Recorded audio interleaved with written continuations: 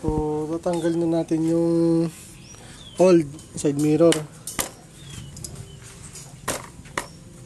Yan.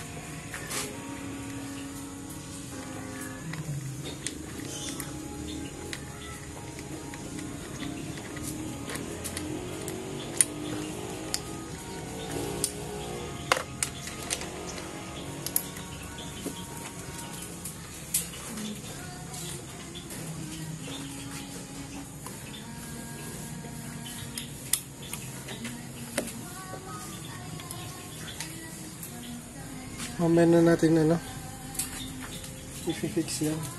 Pag nakita na natin yung itsura. Then sa kabila naman,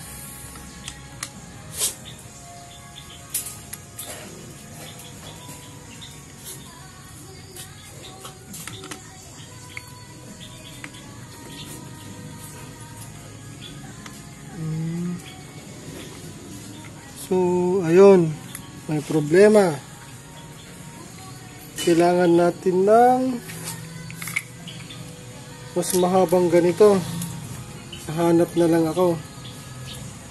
So as of now, hindi natin pwedeng ilagay ito, yung cellphone holder, kasi bitin to yung kanyang tornilyo.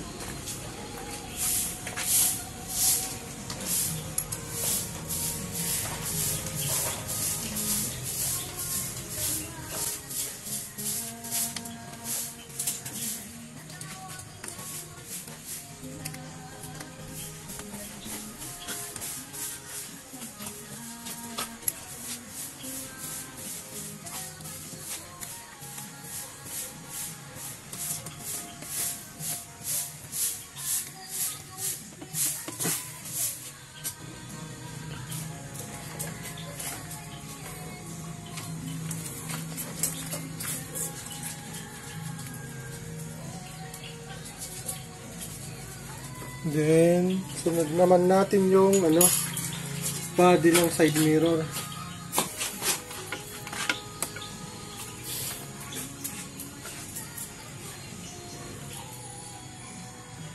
So kailangan ganyan. Adjustable kasi siya, kaya gusto ko. Yan yan. Tapos ito, nagpa-pivot din siya, pero kailangan yan yan. Nagpa-pivot. Adjust lahat. Dapat nasa labas. Natin lang tumama sa pairings. So ito, pag nakakuha na ako ng walang magiging problema. Magiging ganyan siya.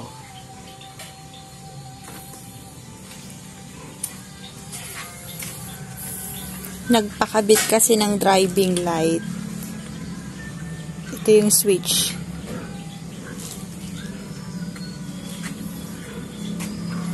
Subukan na natin to.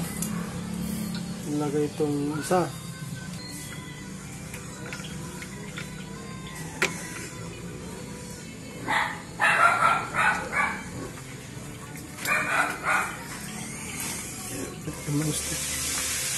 Yan.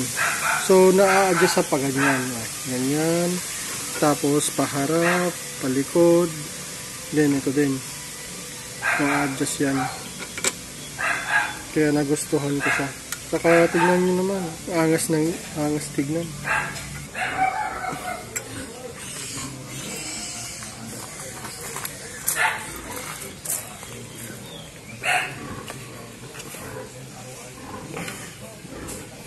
Yan. Tapos, ano na ito? Kasta? Kasta talaga?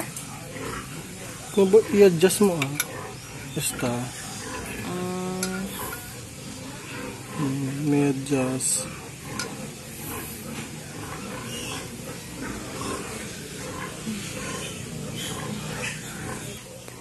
Ganyan siya. Pwedeng ganyan. Diba?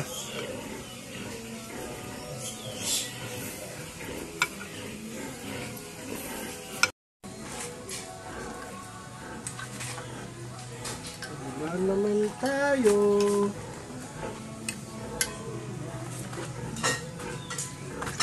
Blue talaga siya. Hindi siya Ito na yung luma. Ay na tayo lumang blue. Nakita mo. Ayan. Blue talaga siya. Ito yung luma.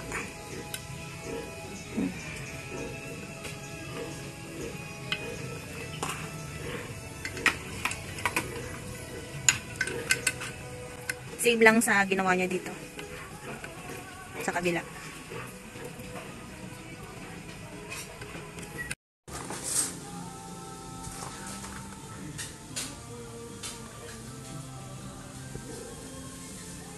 Bagang manoon at ikabit mo itabi. So, yung kakabit ko ngayon is ito. Isa ito. Side mirror. So, ayan. Natapos na yung side mirror. Try natin isunod yung yung plate holder tsaka yung tapalodo sa likod. Kasi yung plate holder, natatanggal lahat to. Ngayon guys, hindi ko na napakita. Naglagay tayo ng step grill. Ayan. Ang review ko dito, maganda naman siya pero meron lang mga problema akong nakita. Ito, dumidikit yung yung bakal. So pag naglagay kayo, sigurado may Gas-gas.